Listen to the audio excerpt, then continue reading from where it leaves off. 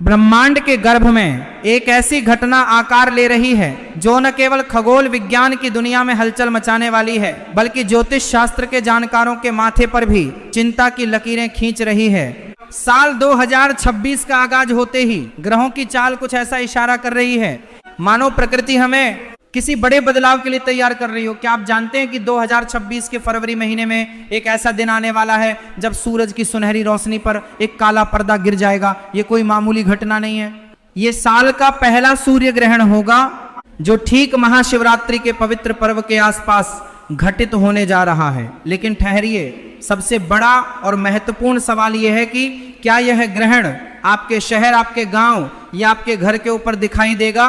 क्या इस बार भी गर्भवती माताओं को उन कड़े नियमों का पालन करना पड़ेगा जो सदियों से हमारी दादी नानी बताती आ रही हैं, या फिर आधुनिक विज्ञान ने इन सब बातों को खारिज कर दिया है? आज के इस वीडियो में हम आपको वो परम सत्य बताने जा रहे हैं जो आपको इंटरनेट की सतही दुनिया में कहीं नहीं मिलेगा। अगर आपने इस वीडियो का एक भी पल छोड़ दिया या इसे आगे बढ़ाकर देखा तो हो सकता है कि आप उस महत्वपूर्ण जानकारी से वंचित रह जाएं जो आपके परिवार की सुरक्षा के लिए अनिवार्य है। तो चलिए अपने मन को एकाग्र कर लीजिए और जुड़ जाइए गीता अनुभूति के इस विशेष सफर में, क्योंकि आज हम समय के उस पन्ने को पलटने जा रहे हैं जिस पर आपके भविष्य की इबारत लिखी है।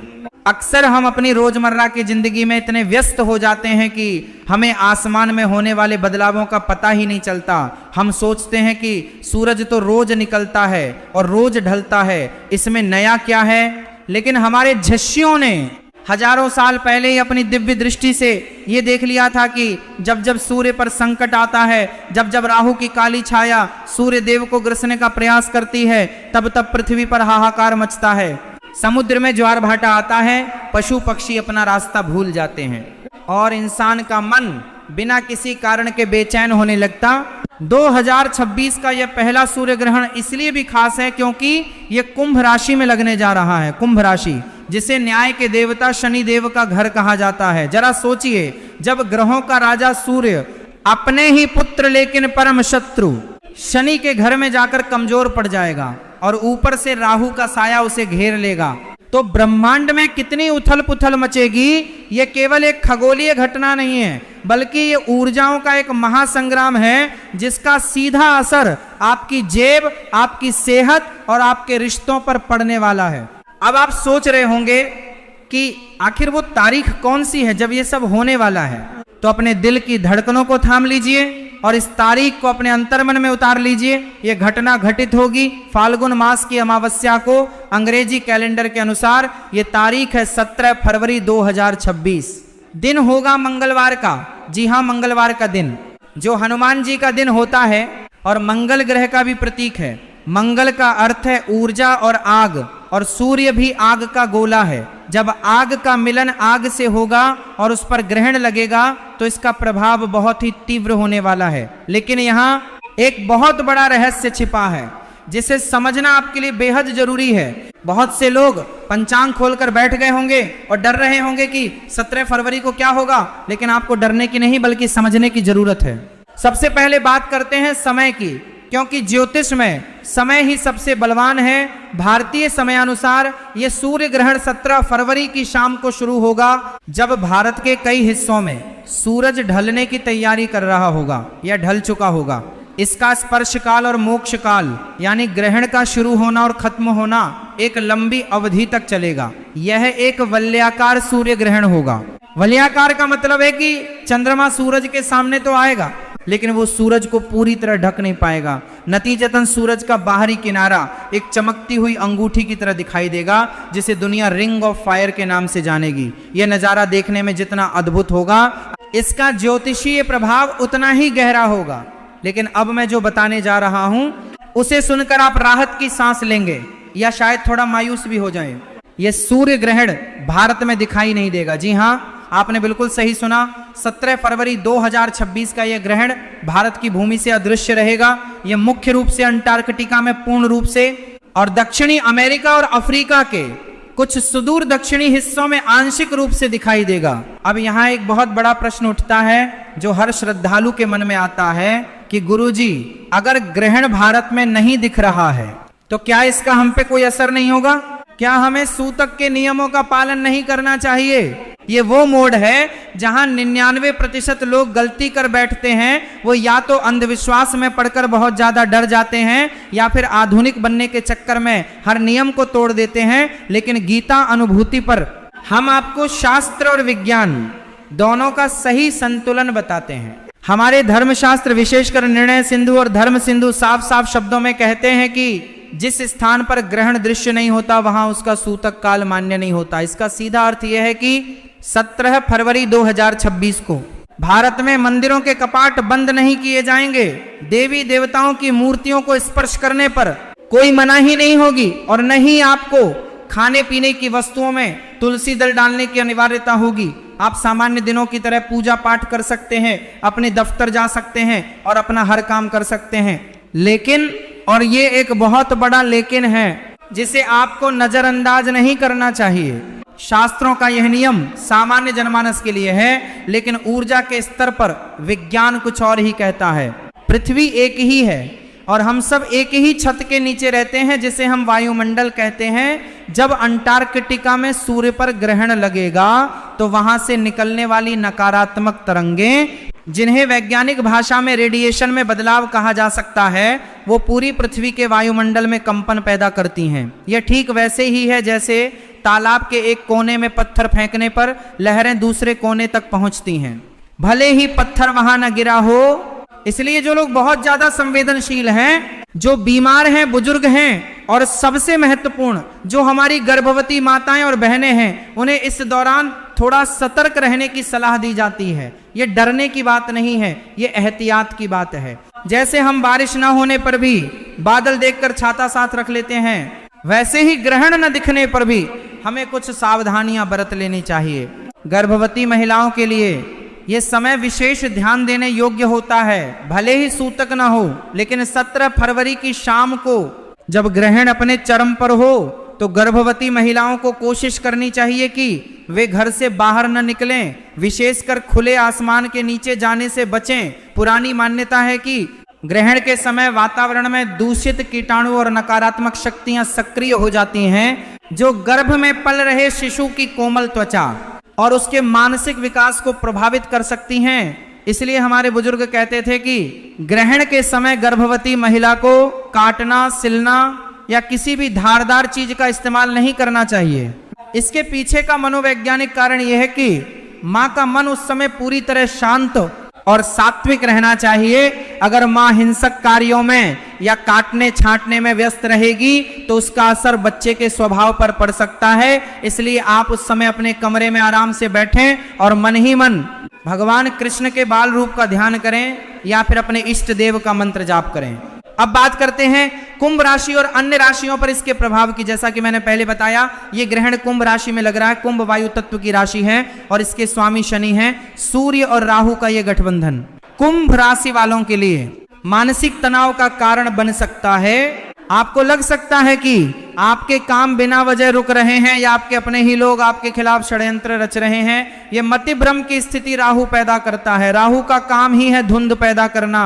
आपको वो चीजें दिखेंगी जो असल में है ही नहीं। इसलिए 17 फरवरी के आसपास आप कोई भी बड़ा फैसला, जैसे जमीन खरीदना, नया व्यापार शुरू करना या किसी को बड़ा उधार देना, इन कामों को कुछ दिनों के लिए टाल दें तो बेहतर होगा। ये समय शांत रहकर तूफान के गुजर जाने का इंतजार करने का है।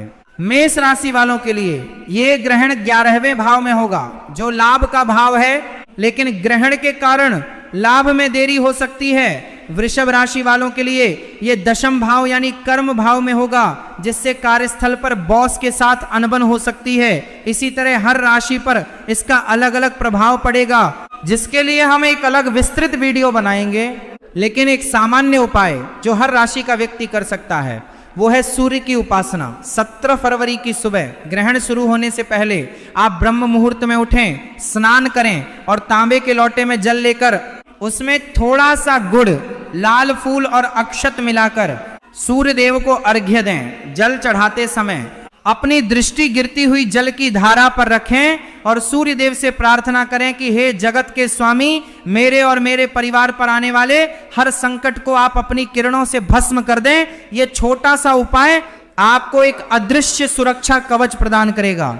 बहुत से लोग ये प्रश्न पूछते हैं कि क्या ग्रहण के दौरान हम सो सकते हैं? देखिए, शास्त्रों में ग्रहण के दौरान सोने की मनाही है। कहा जाता है कि इस समय सोने से व्यक्ति रोगी होता है, लेकिन क्योंकि यह ग्रहण भारत में नहीं दिख रहा और सूतक नहीं है, तो आप पर यह नियम कड़ाई से लागू नहीं होता। लेकिन अगर आप एक आध्यात्मिक व्यक्ति हैं और आप चाहते हैं कि आपके अंदर की दैवीय शक्तियां जागृत हों, तो 17 फरवरी की शाम को सोने के बजाय ध्यान करें। यह समय साधना के लिए, मंत्र सिद्धि के लिए और अपने पापों के प्रायश्चित के लिए सर्वोत्तम माना गया है। कहते हैं कि सामान्य दिनों में किया गया 1 माला का जाप और ग्रहण काल में किया गया 1 माला का जाप, दोनों के फल में जमीन आसमान का अंतर होता है। ग्रहण काल का जाप लाख गुना अधिक फलदायी होता है। तो इस सुनहरे अवसर को नींद में क्यों गंवाना।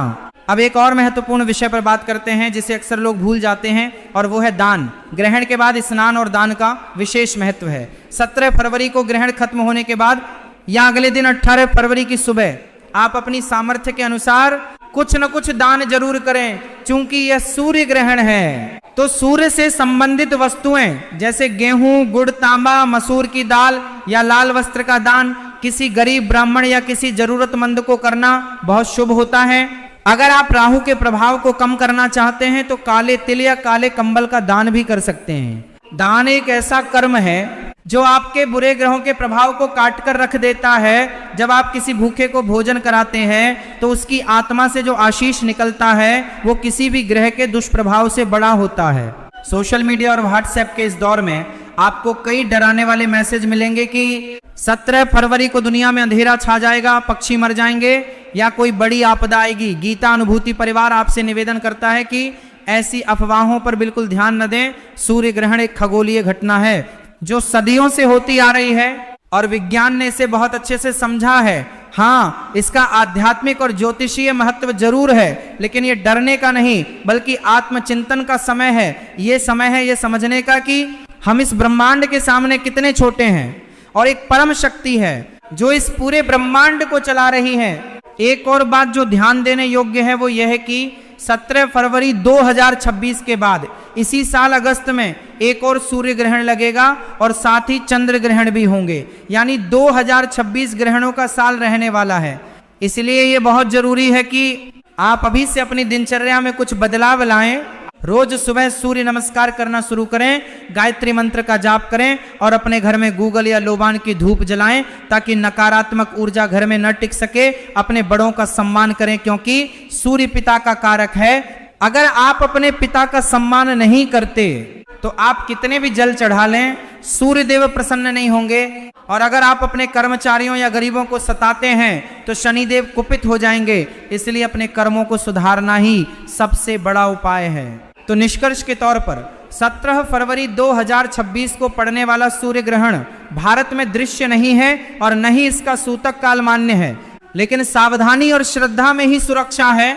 गर्भवती महिलाएं थोड़ा सतर्क रहें, बाकी सभी लोग सामान्य रूप से अपना जीवन व्यतीत करें, लेकिन मन में ईश्वर का स्मरण बनाए रखें। यह समय अपने अंतर्मन में झांकने का है और समय की गर्भवती जो है और नहीं प्रतिकर के लिए चारपाती दशिक के सामने ही सुरक्षा है।